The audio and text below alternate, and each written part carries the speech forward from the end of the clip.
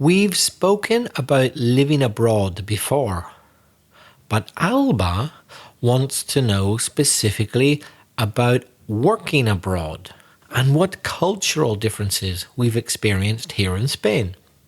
We'll be talking about that today and much more. Welcome to Aprender Inglés con Reza y Craig.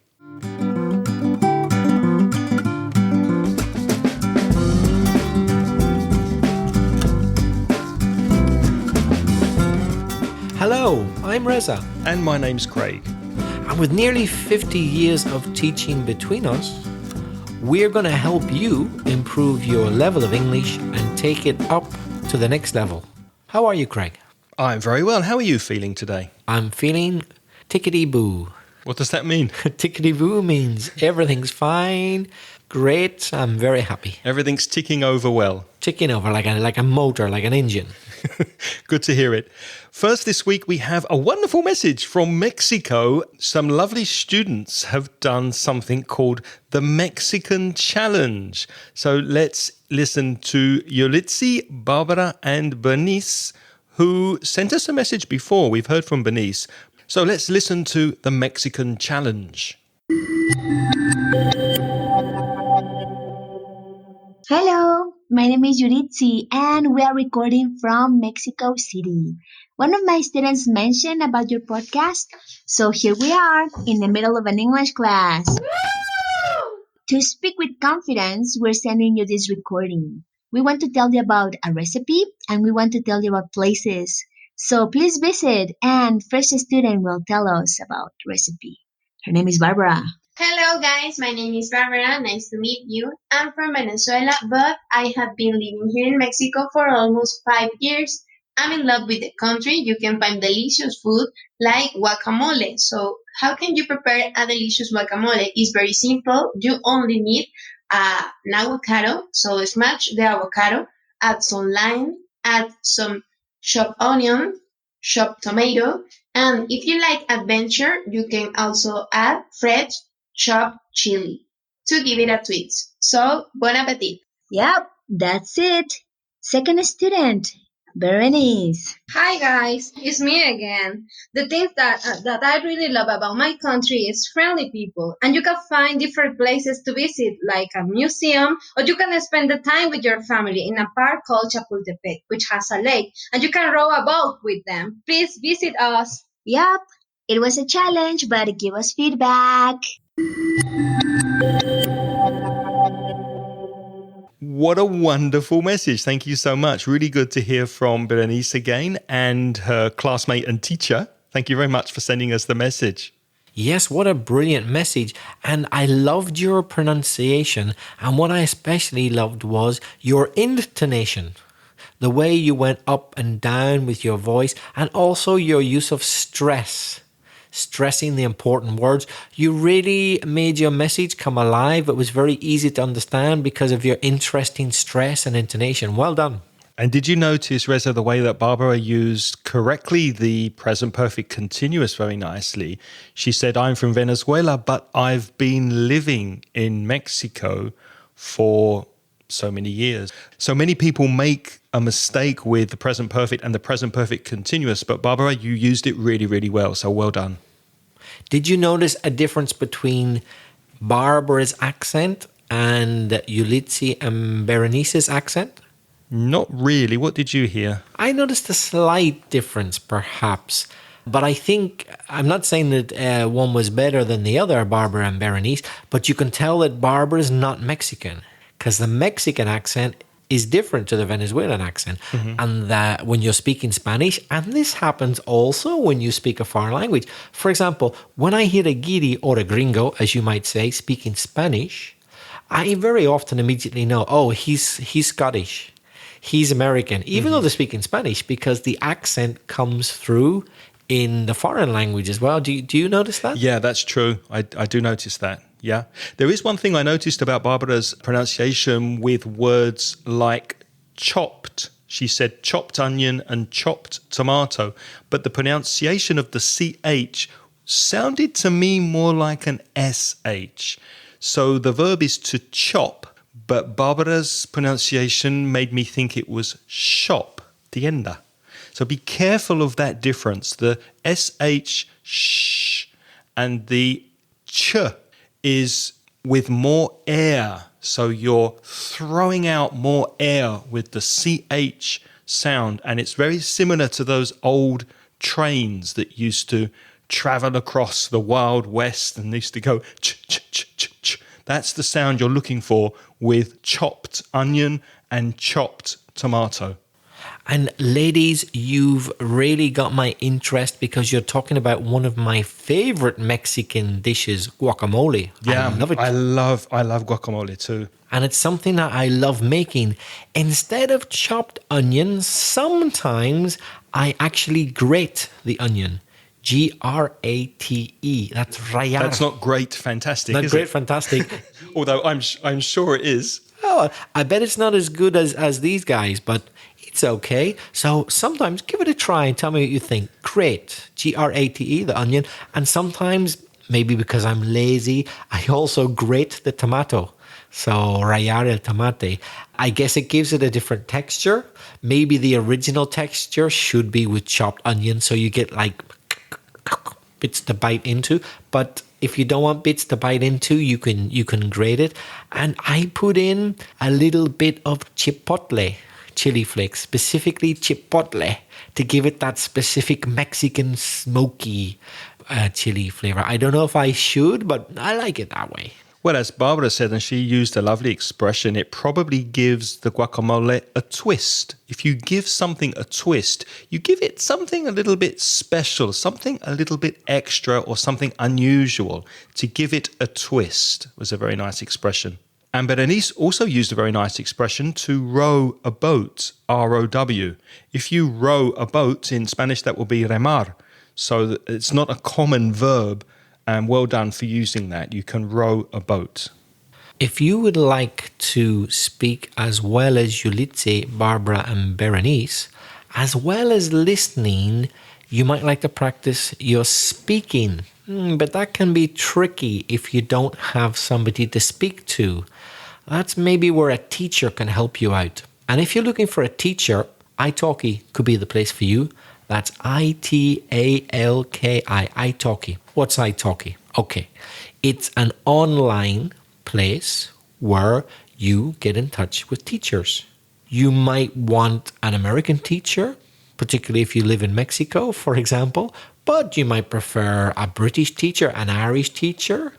You might want a teacher who has more or less experience, different types of qualifications. You can read all of that in the teacher's profiles, which you get in italki. And according to what the teacher offers, you pay different prices. So effectively, you choose the best teacher for you. Obviously, timetable is a big deal. Not everybody wants classes at the same time. To have a class on italki, all you need is a laptop or a tablet somewhere where you've got a computer connection to be able to talk and listen to your teacher and see their picture on video screen. And to further encourage you, if you're interested in signing up, have a look at our show notes. So this is inglespodcast.com/303. Follow the link. And if you sign up for the first class, italki will give you as a special offer $10 of credit to help you pay for your first class. So give it a go. Why not try italki and practice your speaking with a native teacher?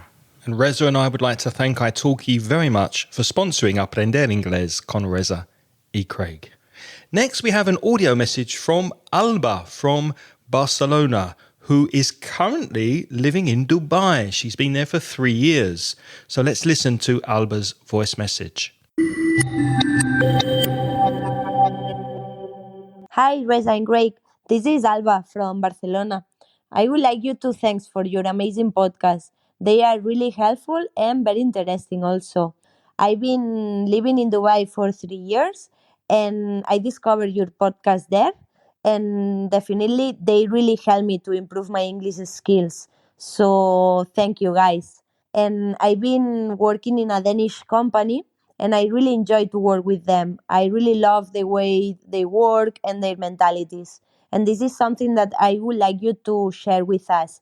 If you could feel the difference also when you came to Spain for work, or if you work in another country, and if you can also discuss about the difference between egalitarian countries with hierarchical, so with which you feel also more comfortable.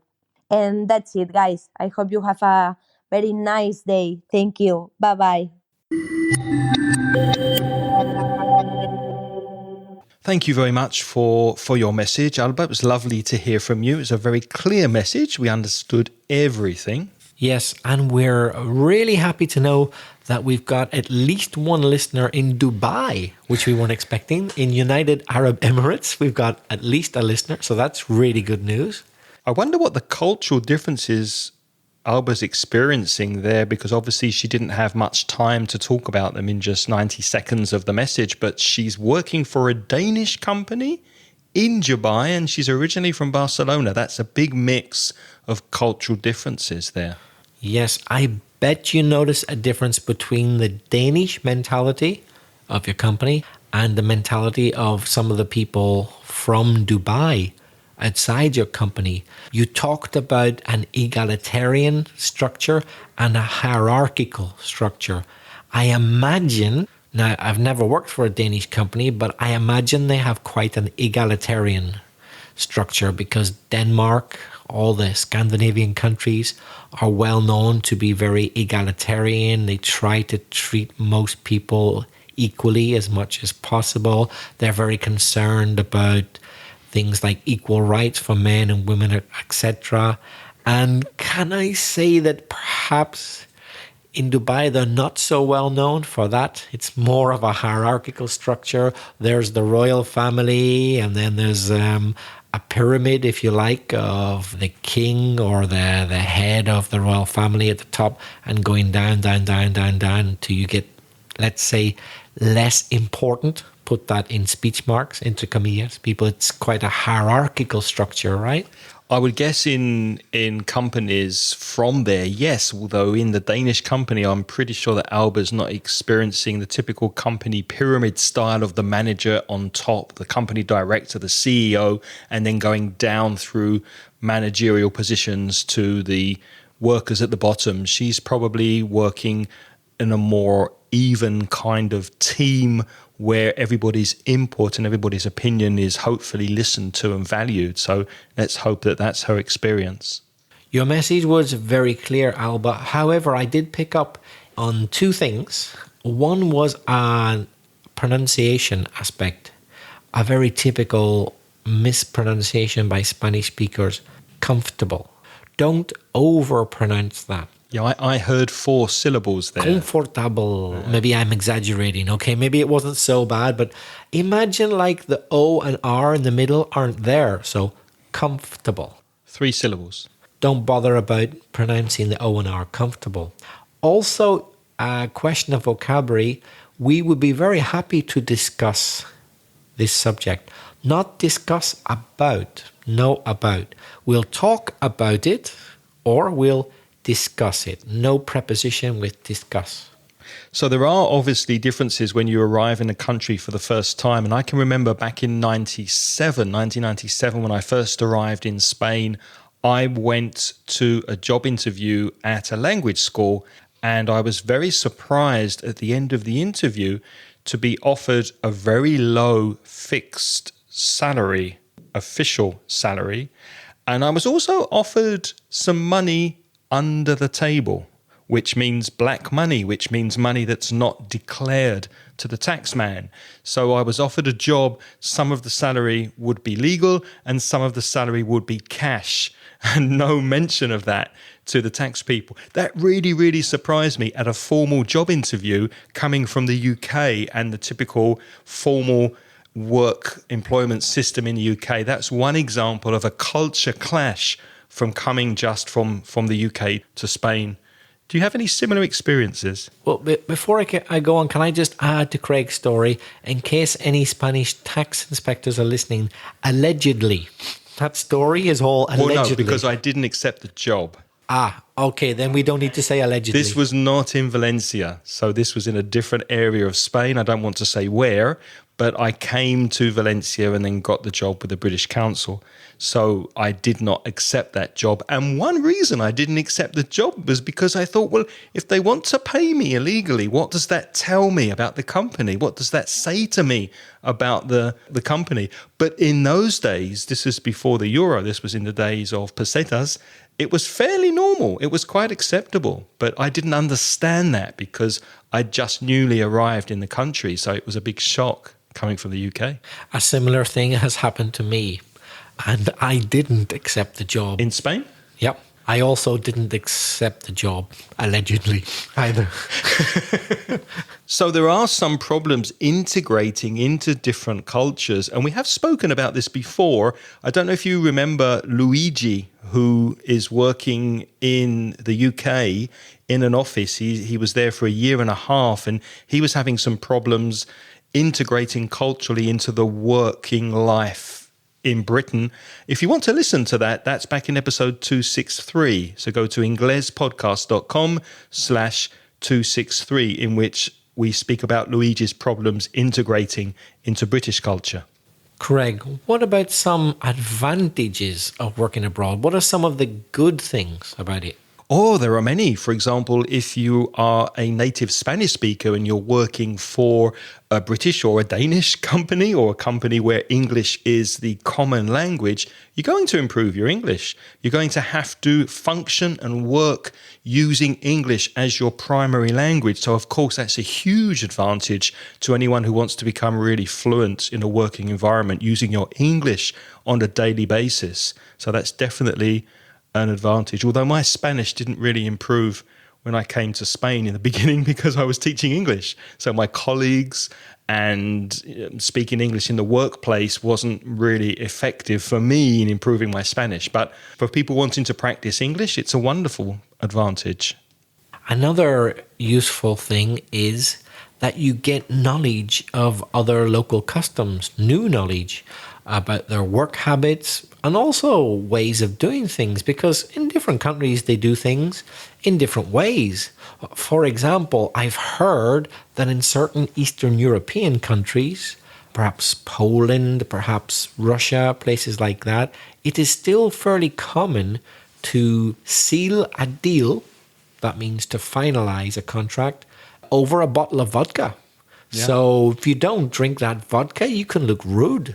So you pretty much just have to take a drink, whether you want to or not, to blend in with the local way of doing things. So in the UK, it's not normal to drink a glass of vodka when you sign a contract, but in parts of Eastern Europe, it is. That's the way they do it.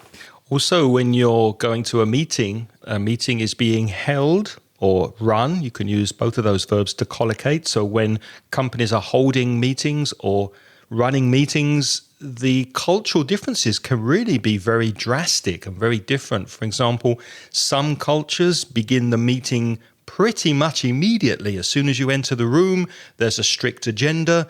The people sit down and you start speaking business. I imagine that's similar in a Danish company or a Scandinavian company, but maybe in other cultures, there's a preamble, a social chit-chat before the meeting. Maybe a 5-10 minute chat about something that's got nothing to do with business. And if you don't do that, that could be interpreted as being rude or very cold. So depending on the culture you're in, you may need to adapt to these rules of the office and meetings. So there are different workplace dynamics in different countries, and it's useful to gain an insight into these differences. Another advantage of working abroad is the independence you get in planning your travels, your trips. Also, accommodation and day-to-day living. You're on your own. Go and do what you like, outside of work, of course. Great independence, right? Yeah, especially if you maybe grew up in Spain and you lived with your parents and you studied in the same city where your family live, because in the UK it's quite common to travel to a university in a different city. So immediately at university, you're getting used to maybe paying rent, doing your shopping and your cooking and your washing. That's not necessarily true in many parts of Spain, because people tend to live with their families for a long time, perhaps even until they get married. However, if you're working abroad away from your family, you're getting that independence early on and you're dealing with real problems of life while you're working in a different place. Another advantage is simply getting a broader awareness, a consciousness of the world and its variety of people and cultures. I'm imagining Alba, who's from Barcelona, which is already quite a cosmopolitan place, but I imagine Dubai is full of all nationalities from all over the world, not just Europe, but Africa, Asia, North America, everywhere. Everyone's in Dubai. They all bring the different cultures. You have, lots of Indians, Bangladeshis there. You've got Europeans, you've got Americans, you've got Australians. Everybody's in Dubai, and they all work and think in different ways. And also when you're working abroad, then you have to be very adaptable. You're adapting to different work environments, different situations, and it's a big change.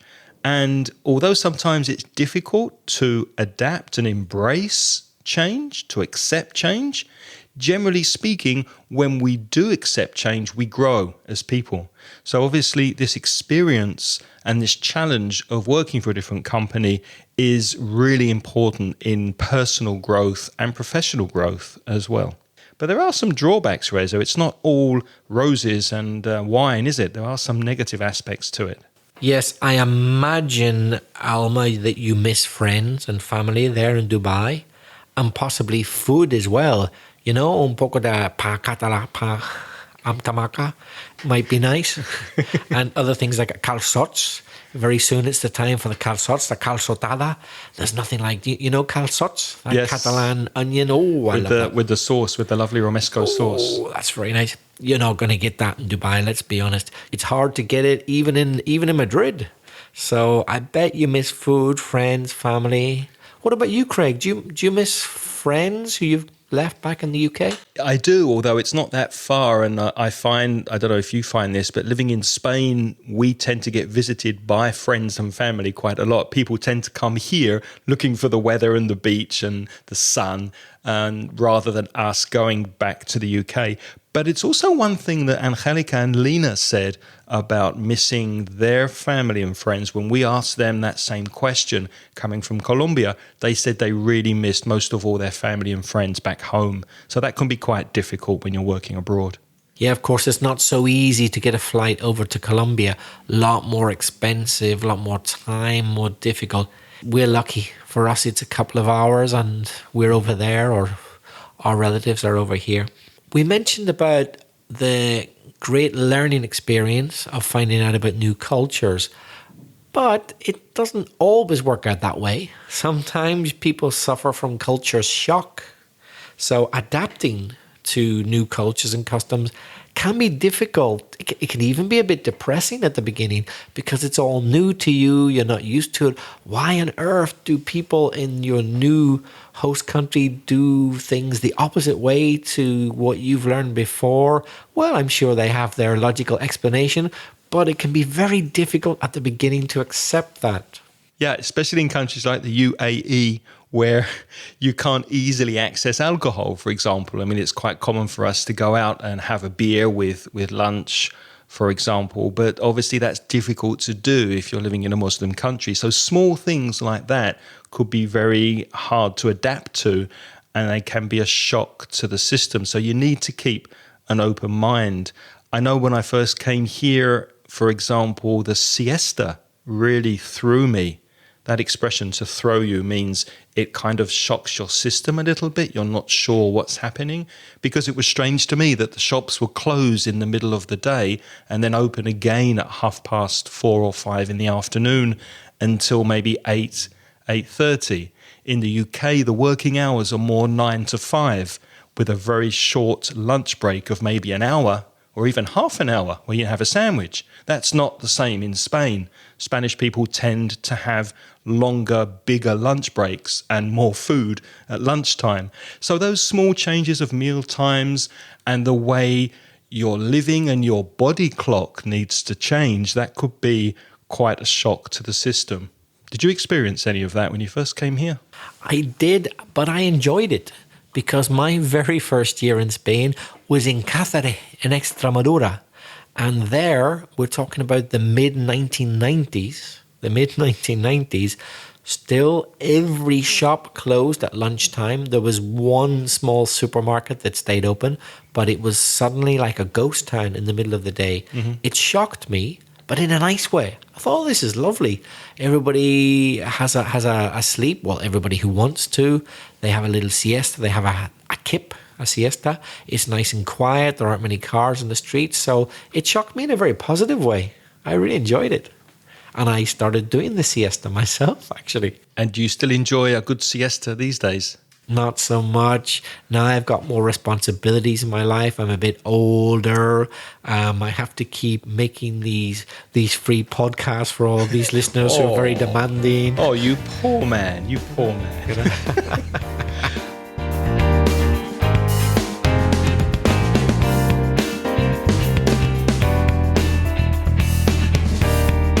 Another possible disadvantage could be the red tape and obtaining work visas, for example. This can be very frustrating. It can take a long time, especially if the company doesn't organize it for you. And I remember when I first came to Spain, I had to get a residency card. I had to get certain permissions and deal with social security. And I wasn't sure how the tax system worked here. So there's all this red tape and bureaucracy that you tend to have to deal with when you live and work in another country. That can be a drawback, a negative aspect. Yes, I must say I was not impressed with Spanish bureaucracy when I first arrived, mid-1990s, remember? It's got a lot better. But I remember the company doing all the red tape, all the paperwork for me. They did it all correctly, totally legally. I applied for my residency, so that would have been in September. And I got it 6 months later. So I got it in March or April. And it was valid for 9 months, but from September. Yeah. I'm not joking. Yeah, so you had 3 months left by the time you got it. Yeah. I think things have improved these days with computers and technology. I think it's a little bit easier, but it still can be a pain in the neck. There's a risk of being exploited when you work abroad. And it often has a connection with this bureaucracy, with things like residence papers or work visas. For example, I had a bad experience, not in Spain, but in Turkey, my first ever English teaching job before I came to Spain. At that time, I may be different now, but at that time in Turkey, it took a very long time following the system correctly and doing everything the right way. It took a very long time to eventually get your residence papers. And one of the things you had to do was hand in your passport. It was an obligation. And you didn't see it again for 2 or 3 months. So if you needed to travel or leave the country during that time, you were stuck. You couldn't move. You couldn't leave the country. That's right. At least a couple of months you had to hand in your passport. So I handed in my passport to the company that I worked for. I won't name them, but I was teaching English. And they knew this, of course, that their teachers were vulnerable, and they knew you wouldn't be going anywhere because you couldn't, because you had no passport. And for all of the new teachers, they consistently paid us late. And I think they did it knowing that we weren't going anywhere. And what were we going to do about it? We couldn't go anywhere. And we complained.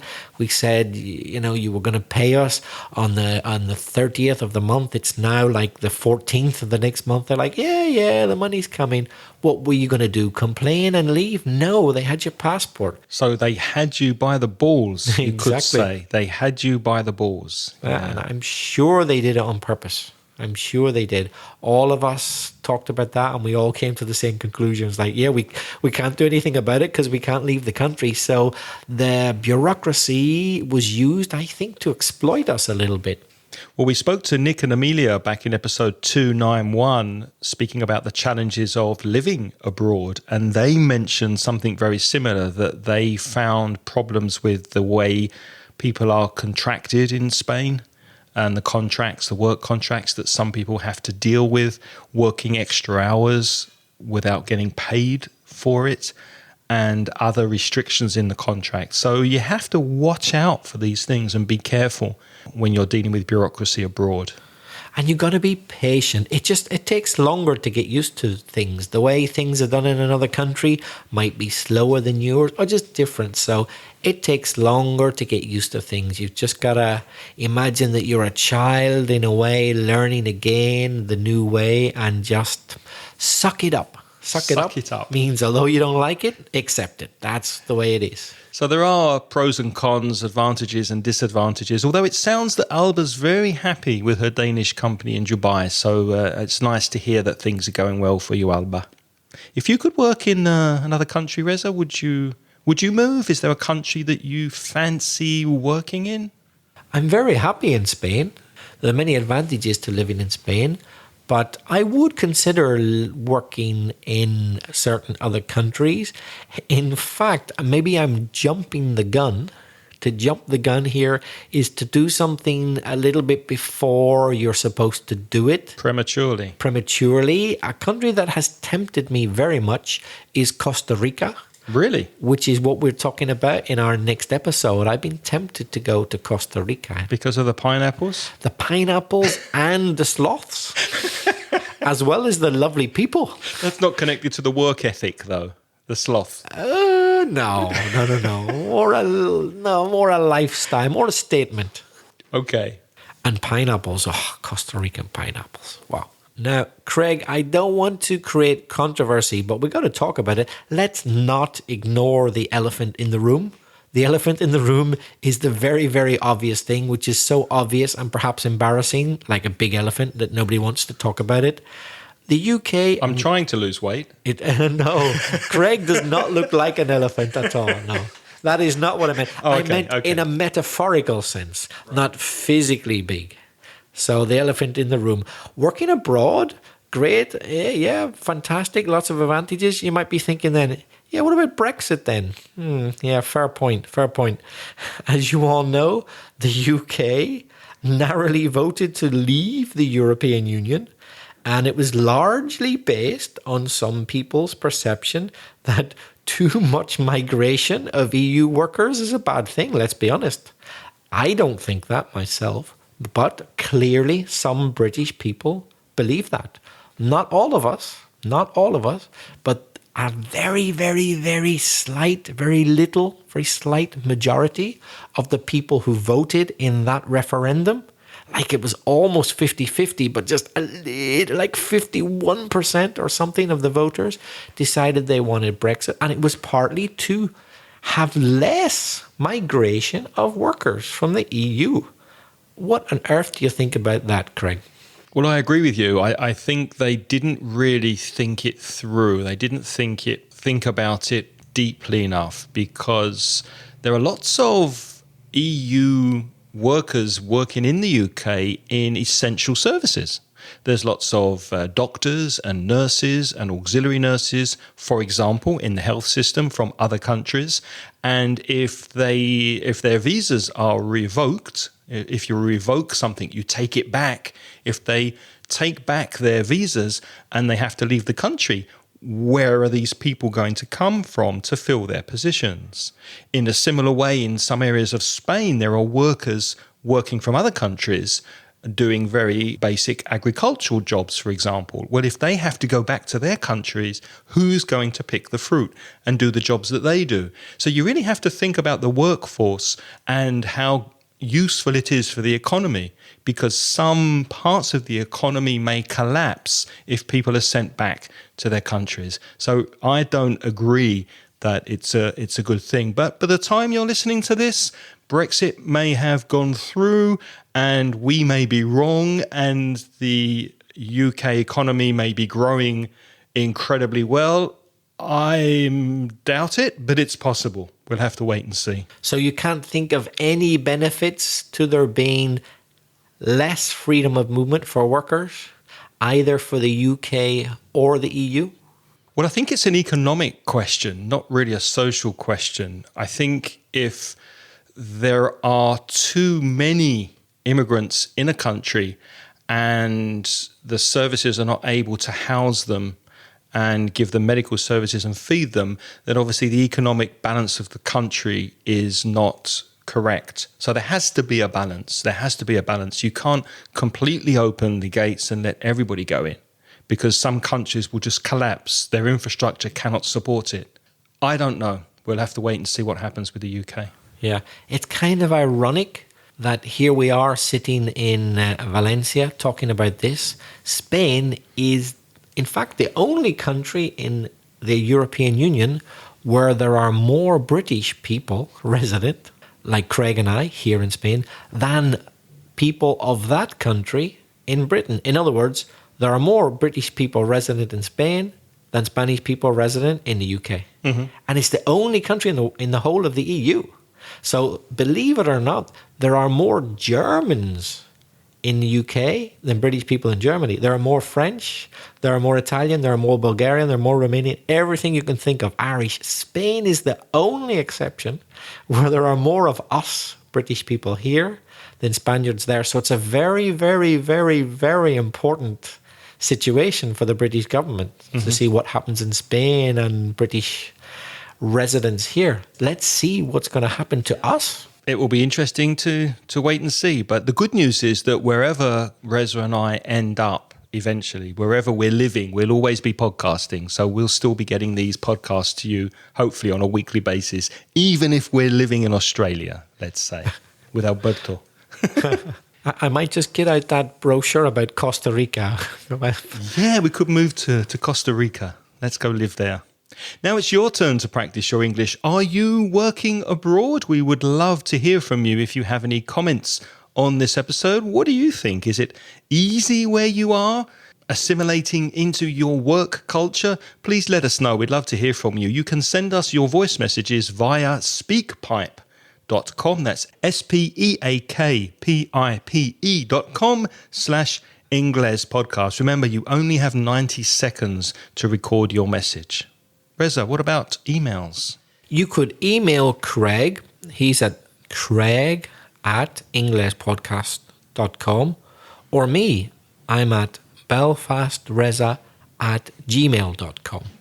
And if you're interested in buying an online course or an audio course, you can do that by visiting La Mención del Inglés online store. The address for that is in the show notes, or go to store.mentioningles.net.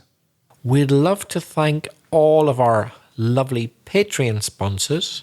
And in fact, you can see the names of all our Patreon sponsors on patreon.com. But we haven't got time, unfortunately, to name them all. We only have time to mention our most recent sponsors. So thank you for joining us. They are Ana Sol, Jennifer Risco Billon, Jose Angel Afas, Jose Luis Hernandez, and Blanca Lorca. Thanks to all of you and all our sponsors. You could become a sponsor if you want for as little as $1 per month. You get instant access to recent transcriptions.